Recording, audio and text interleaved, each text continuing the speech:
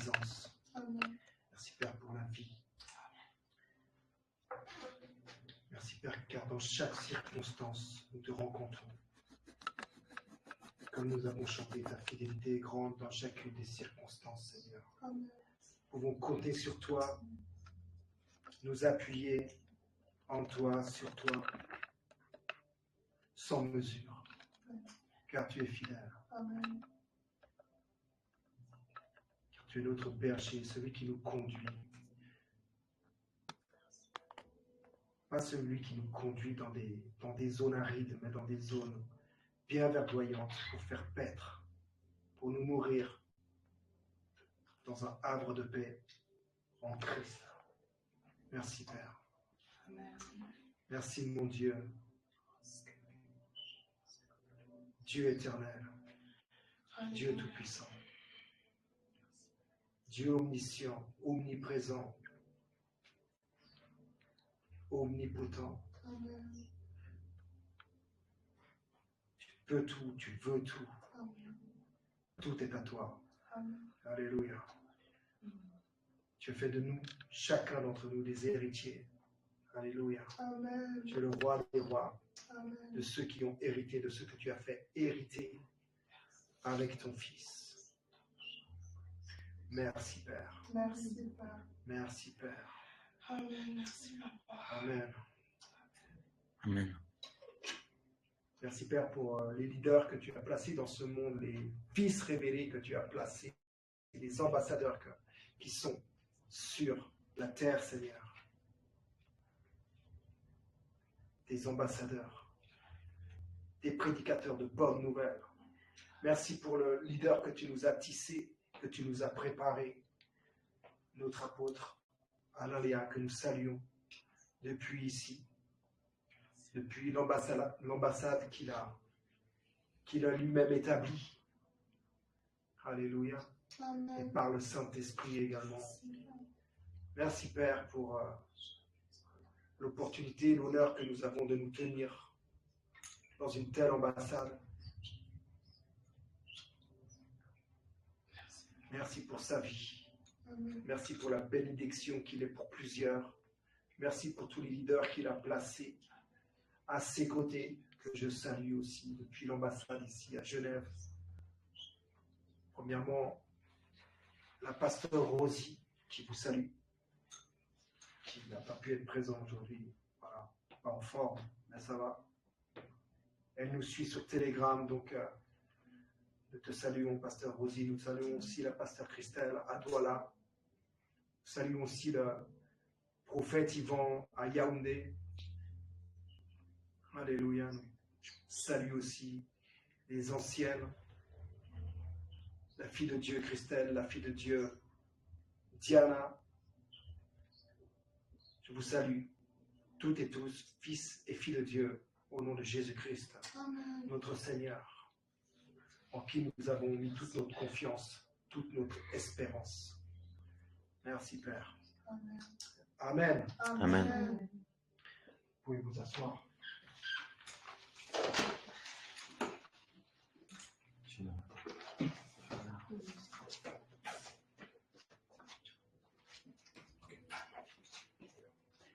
Bon, bienvenue à vous toutes Merci. et à toi et à vous tous qui êtes sur Telegram. Voilà, c'est un honneur de me tenir devant vous. Quelle que soit la circonstance, on est là, on se tient. On se tient et c'est une responsabilité aussi de se tenir. Et je suis honoré que Dieu, mon Père, ait prévu cela dans ma vie et dans la vie de plusieurs ici. Alléluia. Encore une fois, je salue l'apôtre Alain qui est aux États-Unis. Merci David pour la confiance et les responsabilités que tu nous as données de prêcher cet évangile. Alléluia. L'évangile de l'inclusion, l'évangile trinitaire, l'évangile de notre Seigneur Jésus-Christ. Amen. Amen. Donc, nous avons terminé avec la première partie des enseignements qui était donc l'introduction à l'évangile fondamental, basique. Vous vous rappelez combien de points il y en avait 5. On a vu Dieu et la création, on a vu l'incarnation, on a vu le sacrifice, on a vu le sang, on a vu le sang de l'expiation, on a vu voilà, tout ce qui avait à voir avec voilà, la croix et l'œuvre de Dieu. Nous avons vu la résurrection, alléluia. Amen. Nous avons vu la repentance, nous avons vu la foi. Okay, je crois qu'on a fait un bon tour de table. Et on a pu vraiment bénéficier de tout ce qu'il y a sur cette table. Et ça a été partagé, tout ce qu'on a pu partager, ça a été partagé. Tout ce que vous avez pu recevoir, manger, avaler, digérer, c'est fait. Vous l'avez reçu, vous l'avez mangé, vous l'avez avalé, vous le digérez.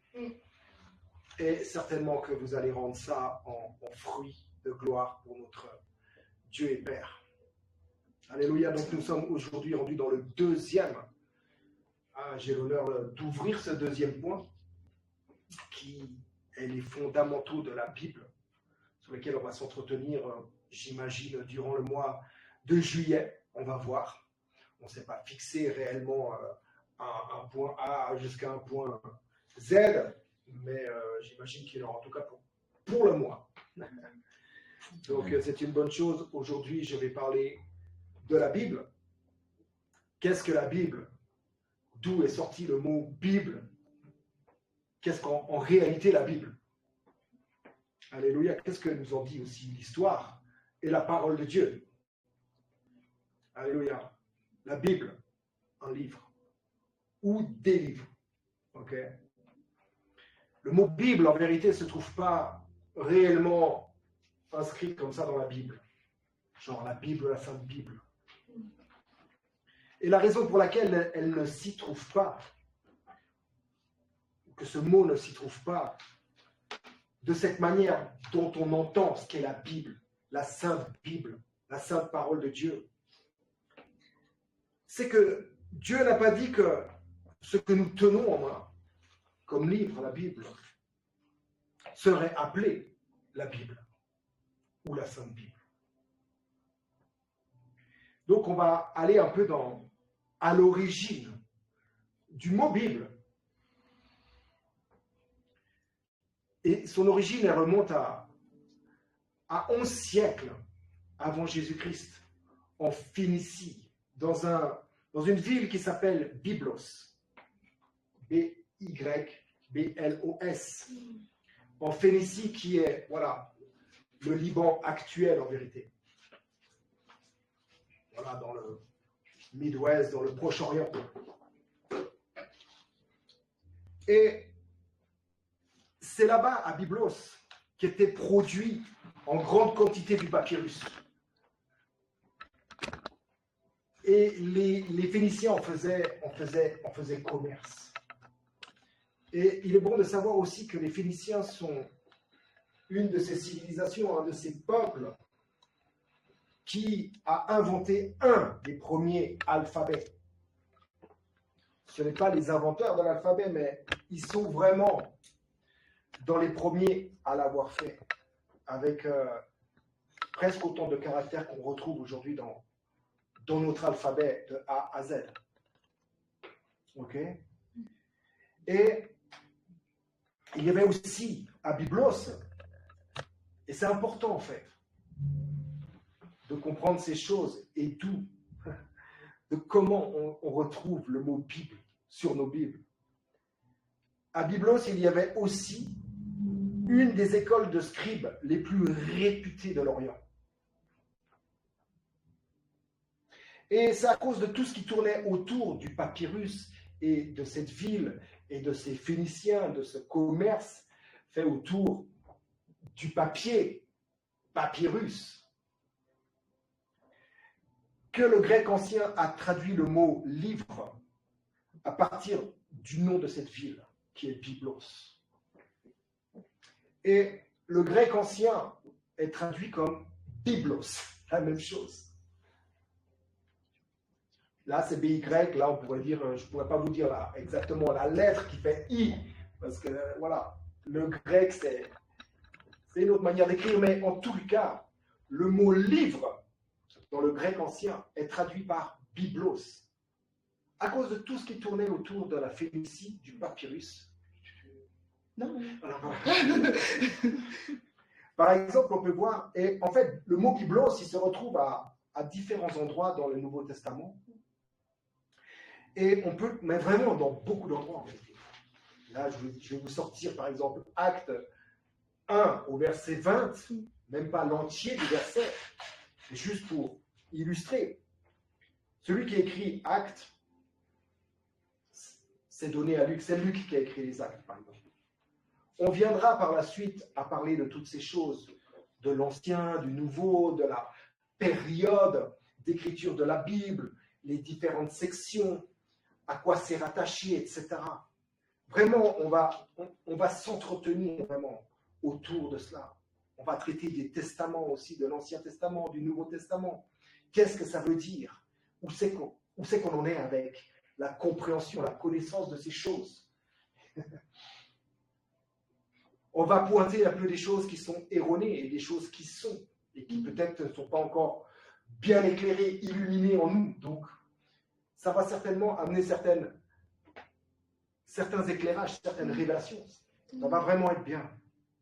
Donc ici, en Acte 1, au verset 20, il est écrit, donc, or, il est écrit dans le livre des psaumes, et l'auteur va citer ce qui est écrit à cet endroit, par rapport à la situation décrite, par rapport à ce qu'il veut illustrer.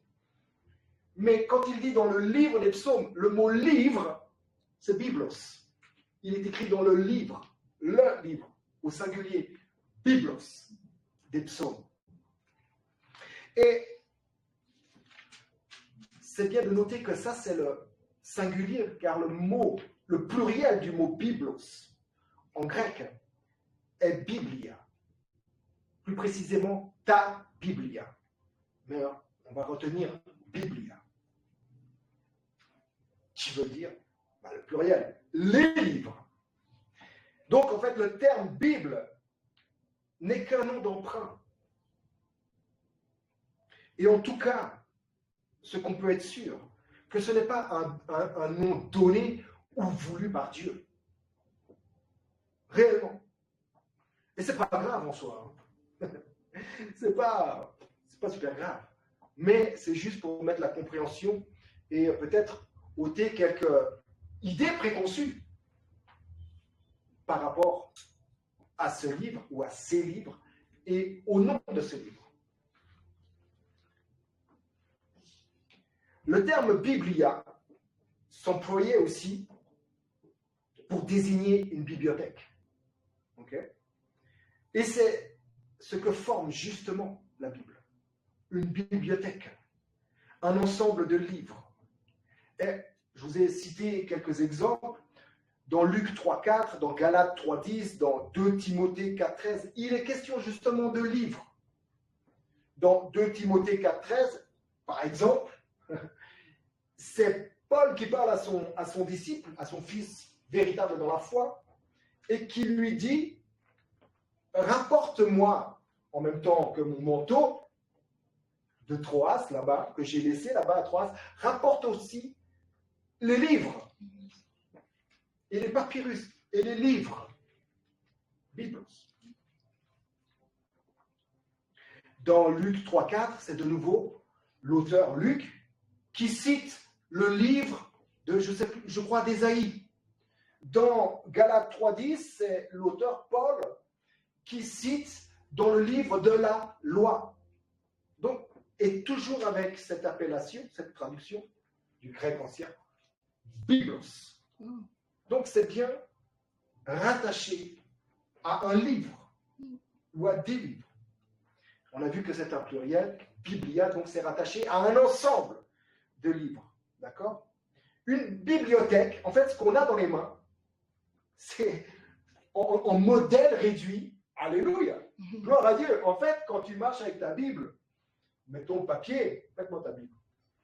Merci. La grâce qu'on a, c'est qu'on n'est pas en train de traîner derrière une bibliothèque avec, pour le canon protestant, 66 livres. Là-dedans, donc Louis II, donc protestant, 66 livres reconnus par tout un collège, par tous des théologiens qui ont traduit d'une certaine manière certains écrits. Mais la grâce qu'on a, c'est qu'on a une bibliothèque en modèle réduit, 66 livres.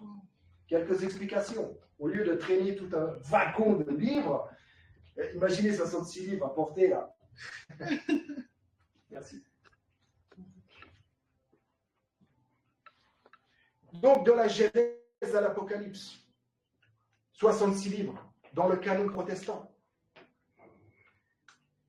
Et comment, en fait, on en est arrivé en fait à décider qu'il y aurait tel ou tel livre dans ce qu'on appelle la Bible.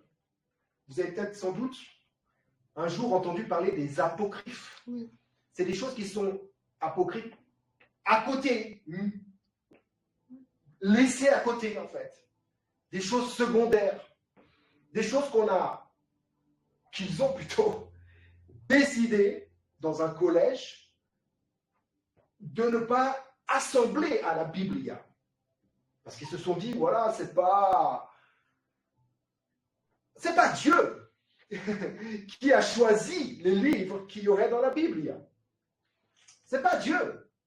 Ça n'a rien à voir avec une volonté de Dieu de dire, vous allez me garder la Genèse, vous allez me garder l'Exode, vous allez m'enlever celui-ci, vous allez m'enlever celui-là, et vous allez mettre 6 à l'autre. C'est les gens qui se sont même battus dans des conciles. Il y a eu beaucoup de sang qui ont été versés, on sait, sur des guerres, etc., mais aussi à la formation de la Biblia. Des gens n'étaient pas d'accord.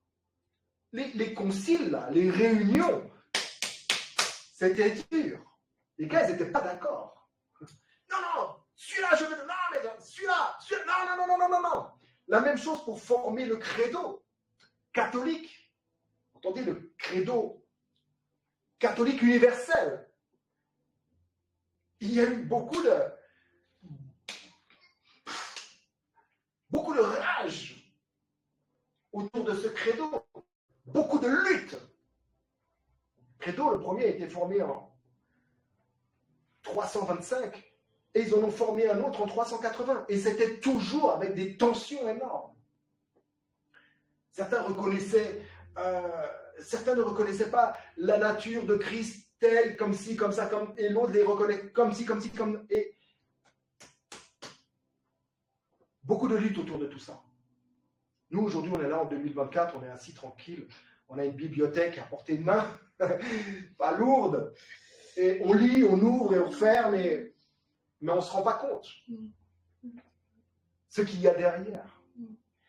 Et, par exemple, il y a eu à Rome, en 382 après Jésus-Christ, un concile qui a été convoqué par l'empereur Gratien. Et dans ce concile, dans ce conseil, plusieurs points étaient à traiter. Et un surtout attirait avait toute l'attention. C'était sur l'unité de l'Église. Car la grande séparation qui se passait, qui se trouvait être à cet endroit-là, à cette époque, c'était qu'il y avait une grande partie qui niait la nature humaine du Christ. Et il tentait de s'organiser en églises séparatistes, quoi, dans des églises séparées. Et il y a eu un schisme, effectivement, dans l'église dite catholique, qui est devenue l'église catholique romaine, dans ses plus grosses branches, l'église catholique romaine et l'église catholique orthodoxe, donc l'église catholique d'Occident et l'église catholique d'Orient. Ils ne s'entendaient pas, déjà en 382, ils ne s'entendaient pas sur déjà rien que la nature du Christ. Donc imaginez si on ne s'entend pas sur ce point, tous les autres points sur lesquels il était difficile de s'entendre.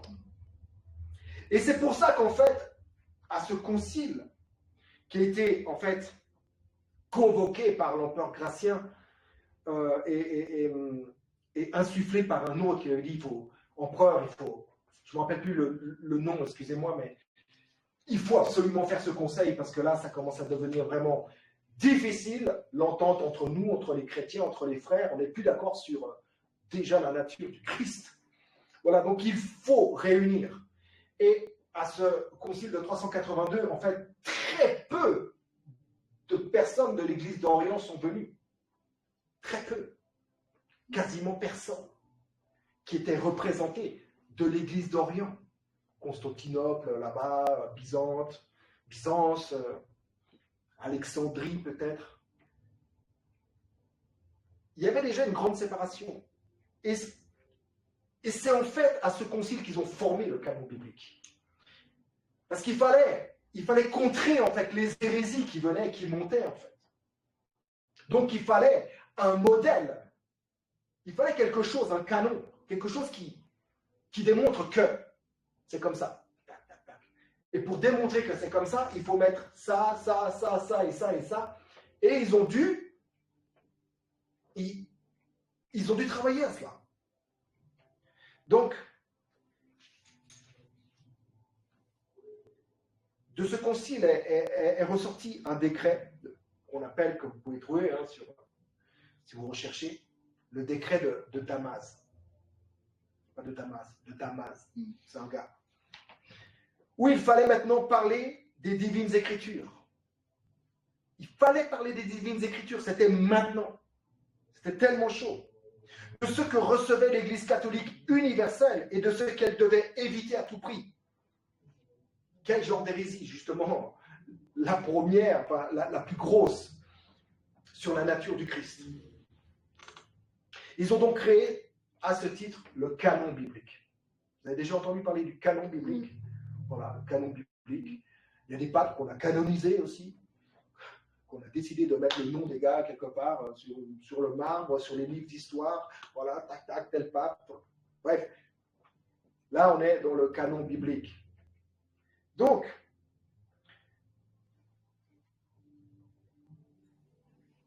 je vais vous lire un peu comment suivant les recherches que j'ai faites, et ce qui était dit à ce moment-là. Donc, ils ont rassemblé tous ces livres, ils ont dit OK pour les livres, OK pour la chronologie, parce que la Bible n'est pas chronologique en soi. On croirait que ça commence là et ça finit là. Ce n'est même pas une chronologie. Mais ils ont décidé à un moment donné. Ils ont dit, on commence par l'ordre de l'Ancien Testament. Genèse, un livre. Exode, un livre. Lévitique, un livre. Deutéronome, Nombre, un livre. Deutéronome, un livre. Josué, un livre, etc., etc. Donc, vous voyez bien que Genèse est un livre. Exode est un livre. Nombre est un livre. Ils ont continué l'ordre des prophètes. Ésaïe, un livre. Jérémie, un livre. Avec ses lamentations. Ézéchiel, un livre. Daniel, un livre. Et ils ont continué l'ordre des histoires. Job, un livre. Tobie, un livre. Tobie, vous ne l'avez pas dans vos Bibles. C'est dans le canon catholique. Vous pouvez voir.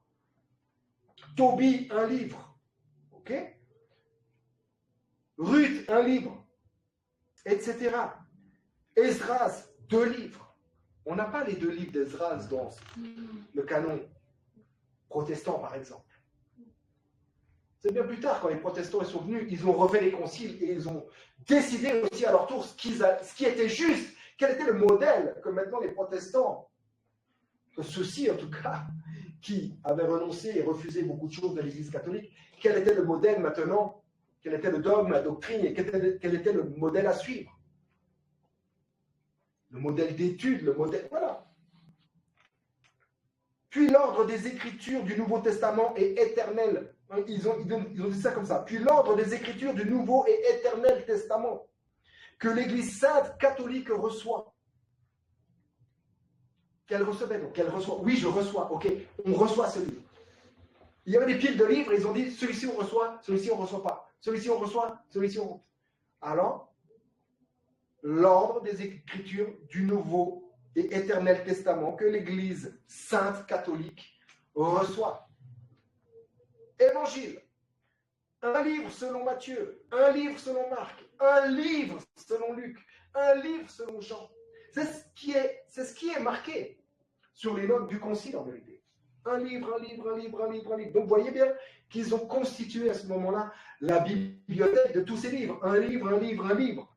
Jusqu'à l'Apocalypse, jusqu'aux Actes des Apôtres, jusqu'aux Épîtres de Paul, au nombre de 14. Ils ont décidé de mettre 14. Ils ont reçu 14. Soyez certains qu'ils en avaient plus. Je vous dis, ça se fritait dans ces conciles. C'était pas comme ça, ouais, super, ouais, t'en penses quoi? Oh, moi, bien, tout bien. Non, non, non, non, non. Ça se fritait sec. Bref, ça a été comme ça. Pour les épîtres canoniques aussi, qu'ils ont appelé les épîtres canoniques, au nombre de 7. Première épître de Jean, deuxième, troisième, Jude, 1 Pierre, 2 Pierre, etc. Un livre, un livre, un livre. Et le Concile de Rome fixa le canon des Écritures reconnu par l'Église latine. Ce canon-là n'a été reconnu que par les Églises latines, entendez par là occidentales. Donc toute l'orthodoxie, ce qu'on pourrait dire l'Église orientale, n'a pas signé, n'a pas voté, n'a pas reçu. C'est quand même important de le savoir. C'est-à-dire que dans le monde chrétien, on n'est pas tous d'accord sur ce qu'est la Bible. C'est intéressant. Et l'Église latine occidentale, donc, l'Église de Rome qui deviendra l'Église catholique romaine, ont retenu 73 livres.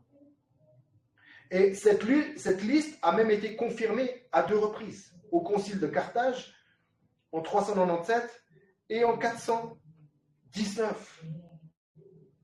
Donc ça a été même, ils sont revenus avec le sujet. Ok, vous confirmez, ok, on reçoit, c'est bon. Et au Moyen-Âge, maintenant on va des siècles plus tard, au Moyen-Âge, le pluriel grec de Biblia est transcrit en latin. Et il devient maintenant un féminin singulier. Un féminin singulier. De ce qui était un pluriel, ils ont décidé que ce serait un singulier. La Biblia. Et c'est devenu la Biblia. La Bible. Au Moyen-Âge, c'est devenu la Bible. Et c'est au Moyen-Âge, avec l'imprimerie et tout, qu'ils ont ajouté même comment on appelle ça, les chapitres, les versets, tout ça, il n'y avait pas.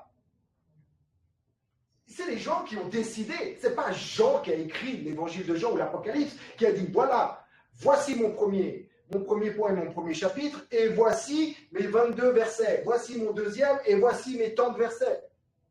Non. David, quand il a écrit le psaume 119, il ne s'est pas dit que c'était le 119e, et il ne s'est pas dit qu'il y avait 176 versets. Il a coulé, il a écrit quelque chose de long, de grand. Mais ils ont dû... Ça a été décidé, en fait. Sans que personne n'aille à voter, parce qu'on n'était pas dans ces conciles. Si on avait été dans ces conciles, peut-être on aurait frité avec les autres. À la fin, on aurait reçu. Ok, on reçoit, il y en a marre. Vas-y. Donc, la Bible. Et en fait, le mot Biblia est le mot qu'on emploie, c'est le terme qu'on emploie, et qui s'est étendu à l'ensemble des livres. Là, je vais vous dire 2 petits mots, vétéro et néo-testamentaire, c'est-à-dire Ancien Testament et Nouveau Testament. Et de ce mot latin donnera plus tard naissance au mot français, la Bible, au mot anglais, the Bible, au mot allemand, das Bibel, ou die Bible, je ne sais pas comment on dit, je ne sais pas si c'est le dit der das, peu importe. Ça doit être un dit, vu que c'est féminin sur le... Mais bon, on ne fait pas ici du français, mais de l'allemand. Mais c'est juste pour dire. Donc, la Bible, comme nous l'avons vu, représente tout simplement un ensemble de livres qui ont été approuvés et sélectionnés par une partie de l'Église seulement. Tu n'as pas signé pour ça. Moi, j'aurais signé pour plus de livres, franchement. le Vatican, j'imagine, ce que recèle le Vatican, ce que garde le Vatican, au niveau de connaissances, au niveau de livres, au niveau des apôtres qu'ils ont dû écrire, parce qu'ils ont certainement écrit plus, et de ceux que les apôtres ont formés, les Timothée, les Tites, tous ces gars qu'on ne connaît même pas, on n'a pas les écrits, ou c'est très très difficile d'avoir ce genre d'écrits, il faut payer très très cher, c'est retenu.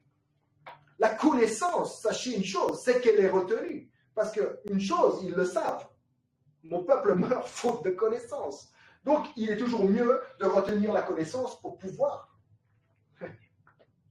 contrôler le peuple qui manque de connaissance et qui est prêt à avaler un peu ce qui vient, quoi, ou ce qu'on leur laisse.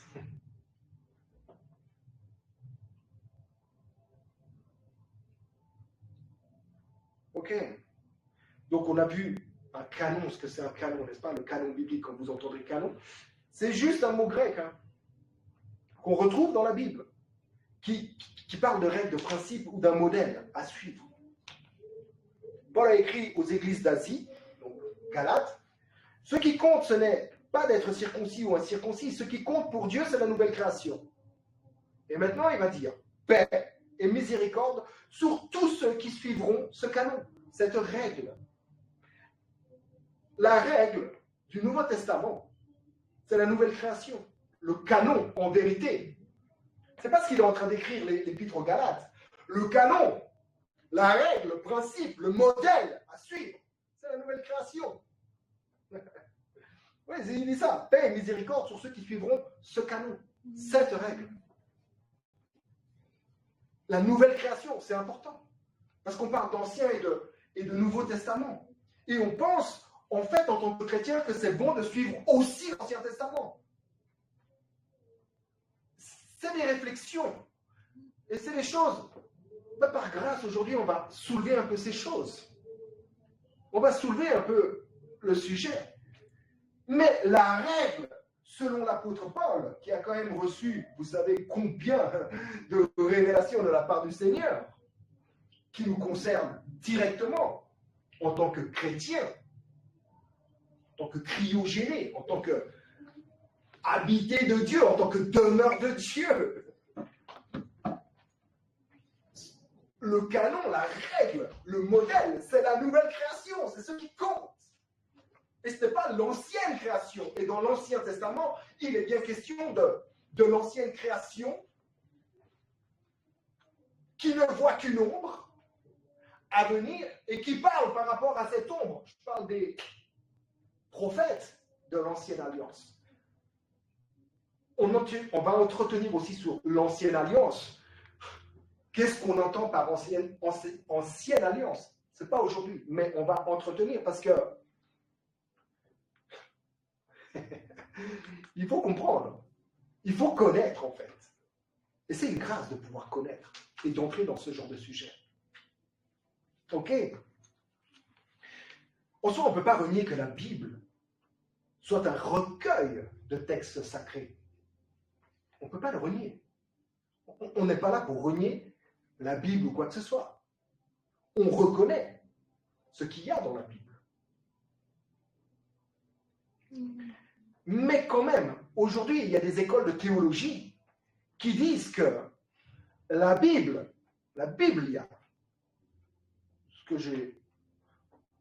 cette bibliothèque, est la parole infaillible de Dieu. Et si ce n'est pas des écoles de théologie de grande renommée, c'est beaucoup de gens qui exercent ce genre de langage. Parole de Dieu, l'autorité ultime et définitive de Dieu, la Bible. Nous venons de voir que ce n'est pas tout à fait le cas en vérité. Il y a aussi tout ce qui est de l'ordre de la traduction. Tout ce qui était en araméen, en hébreu, qui a été traduit dans ce qu'on appelle la Septante. Tout l'Ancien Testament a été traduit dans ce qu'on appelle la Septante, parce que je crois qu'ils étaient 70 à faire le travail, je ne me rappelle plus exactement, mais ce qu'on appelle la Septante, ça a été traduit en grec ancien. Et la Bible qu'on tient dans les mains, c'est pas par rapport aux vieux textes araméens, machin, là-bas, des choses. Non, c'est par rapport à la Septante. Donc, imaginez l'araméen ancien de je ne sais quand, le phénicien, le babylonien, toutes ces écritures qui maintenant ont créé encore une autre écriture, l'hébreu, l'araméen, etc. Et qui ces écritures maintenant sont changées en grec. Plus, il faut savoir que tous les rabbins, pas les rabbins mais les scribes, qui réécrivaient ces canons, ok, hébraïques, à des moments, ils avaient des papyrus ou des documents franchement, qui dataient d'il y a longtemps. Et pour s'y retrouver, c'était à moitié effacé. Et même l'hébreu, il n'y a pas de consonne, de consonne, je crois que c'est ça. Il n'y a pas de consonne. Donc, ils ont dû ajouter des trucs au fur et à mesure, au cours des âges, ils ont dû ajouter des choses sur l'alphabet même, pour pouvoir un peu comprendre et un peu transmettre. Donc, la parole infaillible de Dieu, rien qu'au niveau des traductions, je ne parle même pas des traductions contemporaines que l'on connaît aujourd'hui, parce que là, si tu rentres là, j'ai un timing à tenir. Mais, voilà, on n'est pas là pour pointer la Bible. Non, ça, c'est pas bien. Non, mais c'est quand même un petit peu grâce à elle qu'on peut connaître des choses, qu'on peut savoir. Mais il y en a un qui a dit que la lettre tue, que si tu n'es pas vivifié, si la parole, si l'écriture n'est pas vivifiée par le Saint-Esprit, donc, c'est-à-dire, ne mets pas l'éclairage là-bas sur ce qu'il y a, c'est la mort en fait. À un moment donné ou à un autre, tu vas te tromper. Tu ne vas pas aboutir où il faudra. Je ne parle pas de l'enfer ou du paradis, mais par rapport à la pensée de Dieu, à l'intention de Dieu. Tu peux tout y mettre en fait. Tu peux tout et rien mettre dans l'intention de Dieu quand tu ne te laisses pas ministrer par le Saint-Esprit qui t'éclaire la parole de Dieu, qui t'ouvre la parole de Dieu, qui t'ouvre la conscience, qui t'ouvre l'intelligence, qui rafraîchit toutes choses, qui est l'esprit de vérité et qui te conduit dans toute la vérité. Savoir laquelle encore? Quelle vérité?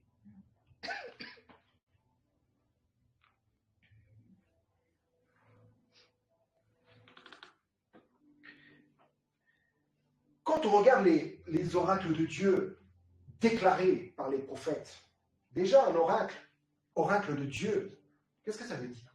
Vous savez ce que ça veut dire oracle? Vous avez déjà posé la question à aller voir un dictionnaire, Larousse ou n'importe. Oracle de Dieu, ça fait l'oracle de Dieu. Ça fait un truc, waouh! C'est une parole de Dieu ou quelque chose comme ouais, ça. Mais c'est un petit. C'est une petite chose. En fait. C'est une bribe de parole, une bribe de quelque chose. Un oracle, c'est pas quelque chose de complet. C'est pas quelque chose de complet. Et les prophètes parlaient par oracle. Ils n'avaient pas la chose définitive et complète de la pensée, de la parole de Dieu. Eux, ils voyaient une ombre. Alléluia. Ils voyaient une ombre. Et ils parlaient de l'ombre. Et ils saluaient de loin, comme on sait bien lire dans Hébreux 11. Ils saluaient de loin les choses à venir. Ils saluaient de loin. Ok. Et ces hommes qui, au cours des âges, influencés certes par le Saint-Esprit, c'est le Saint-Esprit qui rendait ministère à ces hommes, à ces prophètes. Ça, c'est certain. Mais ces hommes étaient également comme nous aujourd'hui. On pourrait dire, oui, c'est l'Esprit qui m'a dit, mais il t'a dit ça où? Ok, à Genève. Il t'a dit ça comment? Dans quel... C'est quoi ta culture? C'est quoi ton environnement social? C'est quoi ton statut social? Tu vas parler aussi à partir de toi-même où tu es localisé, en fait.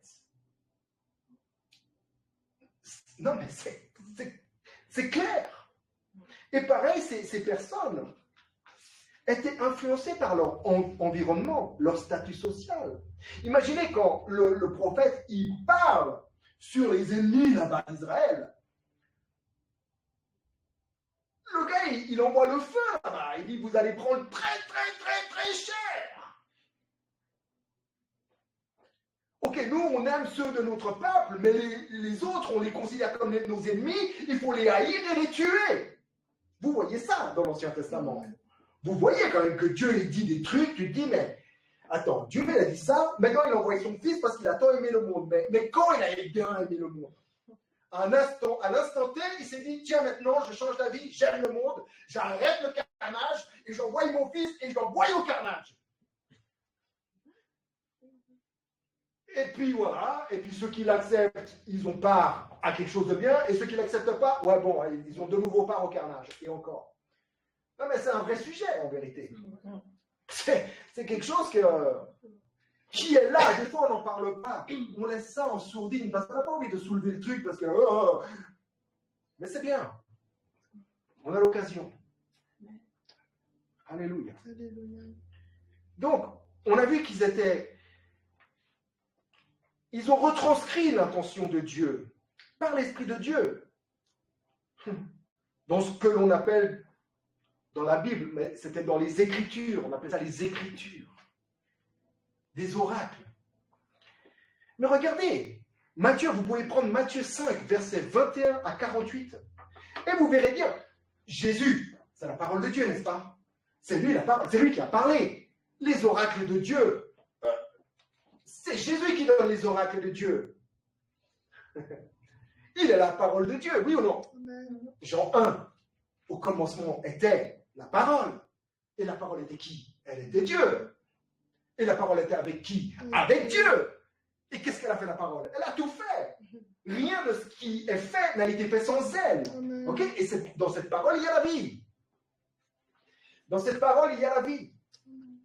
Et cette vie est la lumière des hommes. Vous connaissez. Et la lumière est venue, et elle est venue chez les siens. Pleine de grâce. Il y a eu le témoin de la lumière, Jean-Baptiste, mais ce n'était pas la lumière, c'était le témoin. Elle est venue chez les siens. Et en fait, les siens ne l'ont pas reçu. Ok?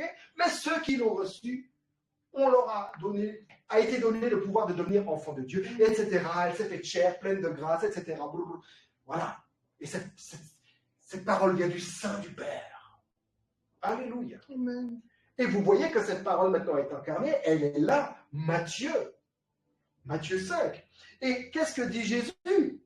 Vous avez appris, et vous allez voir un nombre de versets qui est là, entre le verset 21 et 48, vous avez appris, on vous a dit que, on vous a dit si, on vous a dit, moi je vous dis quoi? Est-ce que c'est un gars qui vient là? J'en ai parlé l'autre jour. Jésus ne faisait rien sans regarder à son Père. Il avait une autorité sur lui. Il n'était pas impulsif, il ne faisait pas n'importe quoi. Genre maintenant, je vais dire ça. Oh tiens, qui vous a été dit, tiens, je suis sermon sur la montagne.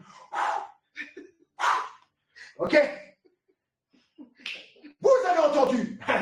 Vous avez mal entendu. Moi, je vous dis ça. Non, il est la parole. Amen. Il est la parole. Amen. Incarné.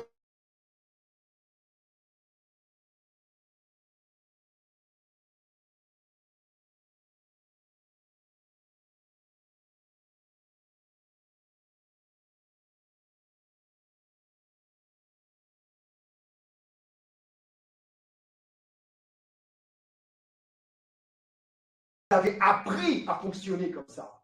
À fonctionner avec Dieu de votre imagination, à quelque part. Mais c'est réellement de leur imagination, parce que... Mais moi, je vous dis, Dieu, au commencement, était qui? La parole. Et la parole était qui? Était Dieu. Elle était avec qui? Avec Dieu. Elle est la vie, la lumière des hommes. Et maintenant, elle est venue pleine de grâce. Et elle parle. Et elle dit, elle qui sait toutes choses, qui a construit, créé toutes choses, par lui, pour lui. Et donc elle dit, vous avez entendu, vous avez appris ce genre de trucs. Je vous ai vu apprendre ce genre de choses. Je vous ai vu. Dites-vous bien que je vous ai tous vus. Et vous avez appris ce genre de choses. Vous avez appris à communiquer comme ça. Vous avez appris à aimer comme ça. Vous avez appris à traduire ma parole comme ci, la Torah comme ça, les citations, les prophètes comme ça. Vous avez appris. Mais moi, je vous dis, moi, la parole de Dieu, Non pas la Biblia, la parole de Dieu. Pas l'écriture, la parole de Dieu, pas l'oracle. Moi, la parole de Dieu. Je vous dis, aimez vos ennemis. Bénissez ceux qui vous maudissent, faites du bien à ceux qui vous haïssent et priez pour ceux qui vous maltraitent et qui vous persécutent. Alors que vous avez appris à détester ceux qui vous persécutaient, à maudire ceux que vous détestez, qui vous maltraitaient. La preuve en est, c'est que vous voyez bien Luc qui retranscrit cet événement, ce temps, cette situation avec Jésus, Jean et Jacques. Luc 9, verset 51-56. Vous pouvez voir ça. Vous voyez qu'ils vont en Samarie, et puis ça se passe mal en Samarie. Et ils sont mal reçus en Samarie. Et là, les deux frangins, cette fameuse question, Seigneur, veux-tu que nous fassions descendre le feu du ciel comme Élie l'a fait en son temps, afin de cramer là tous ces chiens là? C'est vrai. Et nous voyons que Jésus dit, non mais vous savez pas quel esprit, vous ne savez pas quel esprit vous anime. De quel esprit, de la part de quel esprit vous parlez?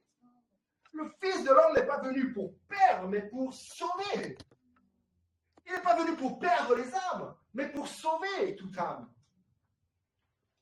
Et on voit bien que ces deux gars se tenaient sur quoi? Sur la Torah, sur les prophètes, sur les histoires, sur les choses qu'il y avait là-bas, dans l'Ancien, sur des oracles, des petites choses, des bribes.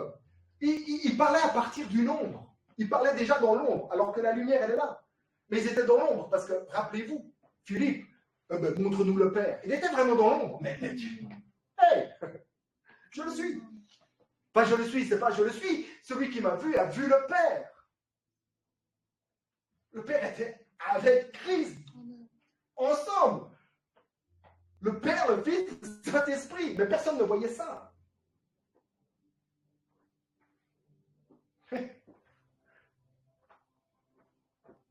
Alléluia. Veux-tu que nous ordonnions au feu d'un? Combien de fois on n'a pas ordonné au feu de tomber sur le voisin là? Non mais c'est vrai. Je pourrais témoigner de tout ce que j'ai fait par rapport au feu et tout ce que j'ai pu entendre aussi par rapport à ça. Le feu, le feu, le feu, le feu, le feu, le feu.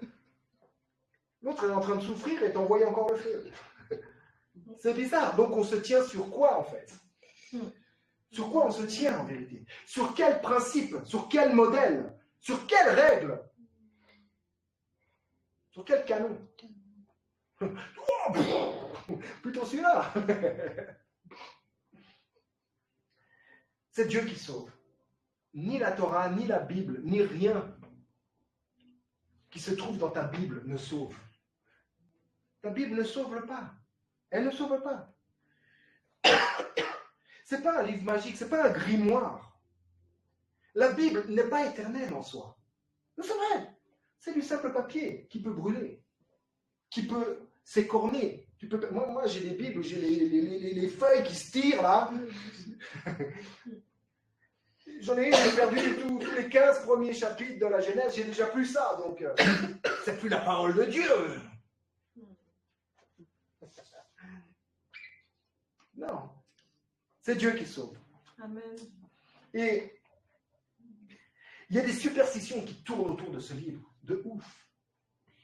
Moi, je me souviens au début, où je découvrais mon Dieu et mon identité. J'en ai entendu des trucs. Prête-moi ta Bible. Pas de la bibliothèque. Ouais. On m'a dit, le gars était venu chez moi, et il y avait la Bible là, et quelque chose d'autre sur elle. Non, il faut enlever ça. Ça démontre une chose. C'est que tu n'as pas pour Dieu, ton Dieu en première place. Tu ôtes toute l'autorité de Dieu en mettant autre chose sur la Bible. Et autrement, il y avait un autre truc, c'était surtout à l'envers, c'était satanique. Si tu mets ta Bible à l'envers, c'est satanique. Je peux aller voir sur Google, ça on m'a dit. Hmm. Sans compter toutes les personnes qui laissent à côté sur leur table de chevet la Bible ouverte à certains endroits où on pensant que l'esprit va venir, et quand il va venir, on va faire ah non, il y a la Bible, il va se tirer. Bref, ou sous l'oreiller, Oui. ou derrière la porte. Ça, c'est sûr. Voilà, il y a plein d'exemples, n'est-ce pas? On a coulé là-dedans. On n'a pas honte. On se réjouit juste de progresser un peu. Amen. Mais il y a tellement de superstitions autour de ce livre, en fait, qu'on dit être la parole infaillible de Dieu. Mais la Bible est le résultat de ce que l'on a vu plus haut, juste avant. La Bible n'est pas la révélation complète de Dieu. Et la Bible nous en parle même, que ce n'est pas la révélation complète de Dieu. Elle ne l'exprime pas comme ça. Mais Jean 20, verset 25 dit « Jésus a accompli encore bien d'autres choses. Et si on voulait les raconter une à une, je pense que le monde entier ne suffirait pas pour contenir tous les biblos, toutes les biblias qu'il faudrait écrire. Donc, c'est clair que la Bible contient sur une période des choses. Et toutes ces choses ne sont pas de Dieu. Mais gloire à Dieu. L'Esprit.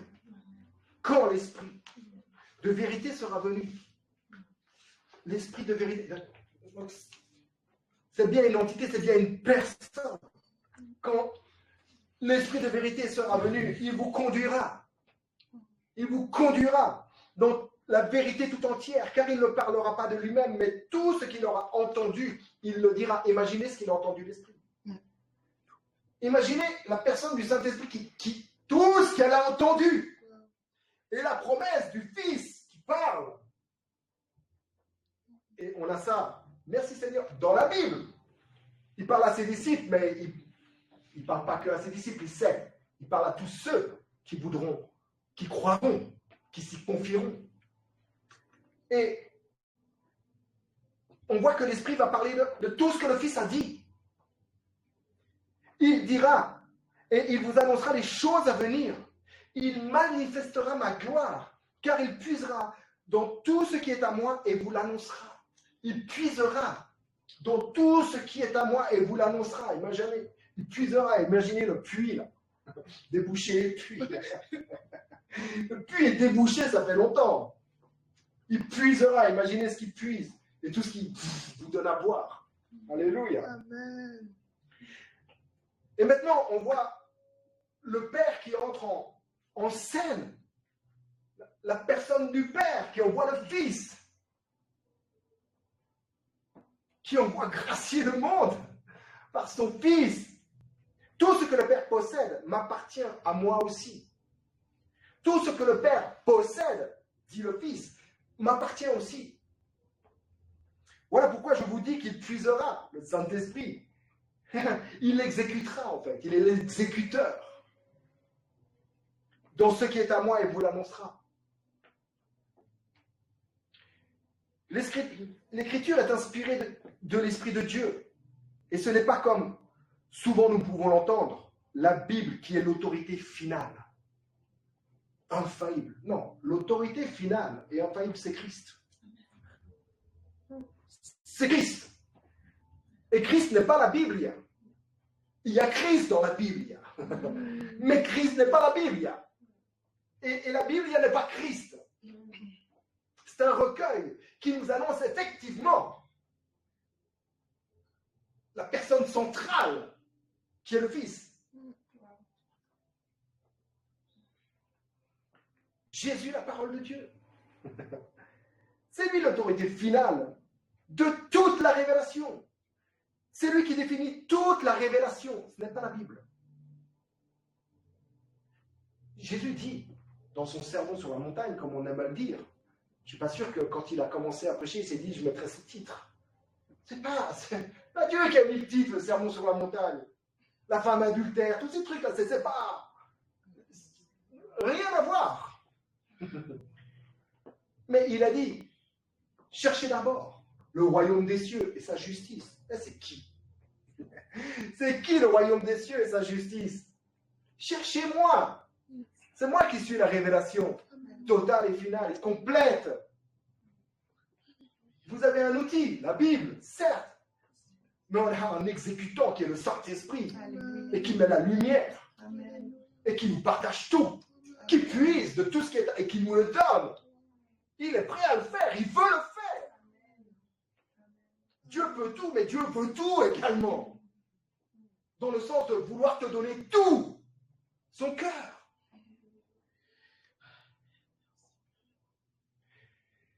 Il y a une chose qui est importante à retenir, qui est dans Hébreux 1 au verset 2. Vous pouvez prendre 1, 2, 1, 3, etc. Hébreux en soi, mais Hébreux 1 au verset 2 dit que Dieu, dans ces temps qui sont les derniers, nous a parlé par le Fils. Avant cela, dans le verset 1, il dit qu'autrefois, il parlait à travers des oracles, au travers des prophètes, de ce qu'il pouvait visualiser comme ombre et nous l'annoncer pour une espérance future, prochaine, que oui, un jour la lumière viendra. D'ailleurs, Ésaïe le voit, tu es la lumière d'Israël, tu es la lumière de l'Alliance. Ce jour-là, le soleil brillera 7 fois plus fort. Ésaïe, qui brille 7 fois plus fort que le soleil? Il a vu, mais il parle depuis non. Enfin bref, il dit au verset 2, Dieu, dans ces derniers temps, nous a parlé par le Fils. Il ne dit pas, je vous parle par les Écritures, ou par la Torah, ou par les prophètes. Il le dit clairement, je ne vous parle pas par les prophètes. Je ne vous parle pas par l'Écriture. Je vous parle par le Fils, qui est la parole de Dieu. Et que ce Fils a été établi héritier de toutes choses, par lequel il a aussi créé toutes choses. C'est lui qui nous parle.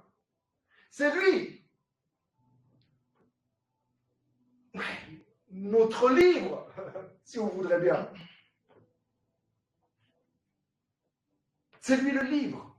Amen. C'est lui la parole.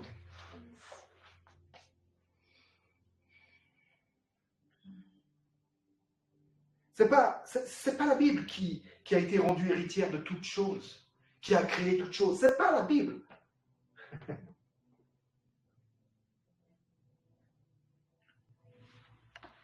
Et je vous dis aujourd'hui, alors qu'il est, ça n'a pas de sens d'essayer de construire un message ou une dénomination, quelque chose, ou un message. On va rester juste dans le message, dans la prédication de l'évangile. Ça n'a aucun sens d'essayer de construire son message pour essayer qu'il tienne la route, en s'inspirant de tout ce que nous pouvons lire dans la Bible. Tout n'est pas de Dieu, nous l'avons vu, n'est-ce pas? La prédication n'est pas une recette de cuisine où l'on mélange des ingrédients pour avoir du goût. C'est nous qui donnons goût le sel. Que ta parole soit salie de sel. C'est-à-dire de grâce. Donc, par la grâce qui nous est faite, le ministère rendu du Saint-Esprit en nous, qui nous éclaire, qui nous établit et qui nous pousse en avant.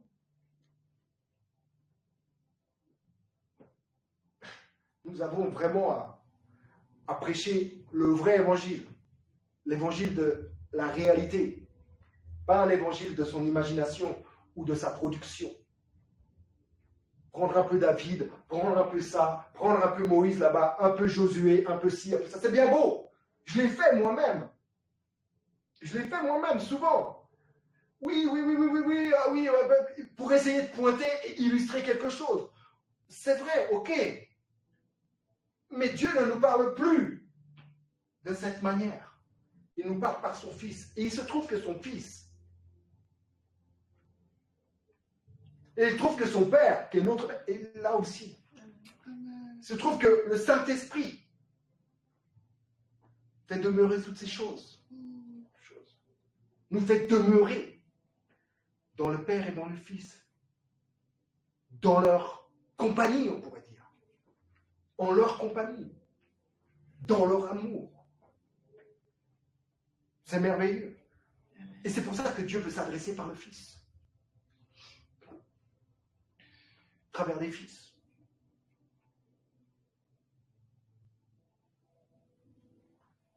C'est l'Esprit de Dieu qui nous révèle la parole de Dieu. C'est l'Esprit qui nous donne le sens des Écritures, pas le contraire. Les Écritures, encore une fois, ne pointent qu'à Jésus et Jésus seul. C'est en pointant ainsi Christ et Christ seul, et en nous laissant conduire dans toute la vérité par l'Esprit Saint, que nous ne serons plus des enfants flottants et emportés à tout vent de doctrine. Par la tromperie des hommes, par le choix des hommes, par leur ruse dans les moyens de séduction. Réellement, il y a eu des ruses pour monter cette bibliothèque. Des moyens de séduction, des ruses sanglantes et mortelles. Sérieusement, il y a eu des schismes, des séparations énormes qui sont toujours présentes aujourd'hui. Ne serait-ce que dans cette église catholique romaine et orthodoxe, et avec d'autres encore dénominations, mais dans son large spectre, toujours séparés. Ils ne sont toujours pas d'accord. On n'est pas là pour pointer, mais juste pour démontrer que l'office sur lequel nous nous tenons, ce n'est pas l'office de la Bible, ou de l'Ancien Testament, ou du Nouveau Testament, parce qu'on va aussi parler de cela. Mais l'office sur lequel nous nous tenons, et dans lequel nous nous tenons, et par lequel nous nous tenons, et pour lequel nous nous tenons, c'est Christ. Simplement. Alléluia. La lecture de la Bible ne doit pas être une simple routine. Soyons pas des routiniers. Ou un devoir à accomplir. Je n'ai pas lu ma Bible. Faut que j'aille me repentir, je n'ai pas lu ma Bible. Il faut que je rapporte. Je n'ai pas lu ma Bible. Mais c'est plutôt une recherche qui s'appuie sur une sincérité de cœur. Une recherche sincère. De quoi? De la compréhension et de l'application des enseignements bibliques. Parce qu'il y en a, c'est clair. Il y a des choses qui sont sacrées dans la Bible. Des intentions de Dieu qui sont là. Mais il faut les chercher, les rechercher. Il faut aspirer aux choses divines qui sont dans l'Écriture. Et savoir faire le tri, discerner également. Mais nous avons l'Esprit Saint. Et que nos recherches puissent être le fruit de notre recherche, de tout ce que l'on vit, puisse être juste l'application de toutes ces choses découvertes, l'application dans notre quotidien. Et la lecture de la Bible, je vous assure, doit toujours être accompagnée de méditation. Ou entendez, de contemplation, de prière et de réflexion, pour être vraiment efficace dans la croissance spirituelle d'une personne, d'un frère, d'une sœur. Alléluia. Amen. Merci, Père.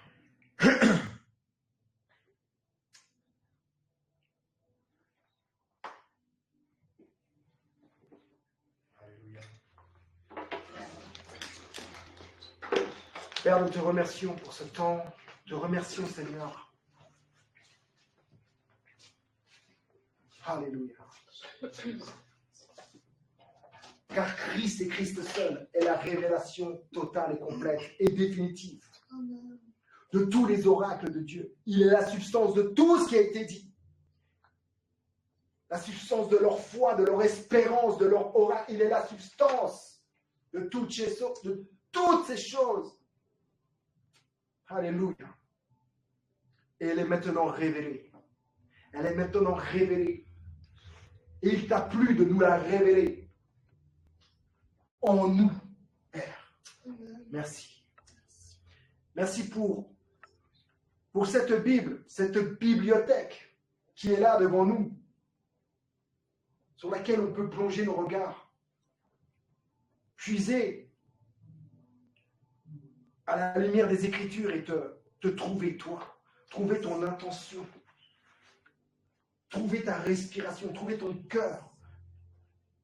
Oui, c'est possible, même dans un livre de papier, Un livre qui ne sauve pas. C'est possible de contempler le salut. Alléluia. Et d'en devenir conscient, c'est-à-dire de même le recevoir. Alléluia. Et la lecture quotidienne, la lecture d'un jour, ne sera jamais comme la lecture d'un autre jour, car tu nous révèles toujours plus ta personne. Merci Père. Tu nous révèles toujours plus la personne du Saint-Esprit, la personne du Fils. Tu nous révèles toujours plus la Trinité dans laquelle nous sommes tous inclus, dans laquelle tu nous as inclus. Alléluia. Amen. Père, nous te rendons grâce. Amen. Merci. Parce que tu es, comme nous avons chanté, un Dieu fidèle. Amen. Un Dieu fidèle. Amen. Un Dieu fidèle. Un bon Père. Amen. Un Père juste et saint. Alléluia. Alléluia. Qui nous a rendus justes et saints au travers de ton Fils que tu as voulu qu'il soit en nous. Alléluia. Pour qu'il soit notre sagesse, notre sanctification, notre sainteté, pour qu'il soit notre liberté, notre rédemption, pour qu'il soit notre justice, notre paix, notre joie. Alléluia.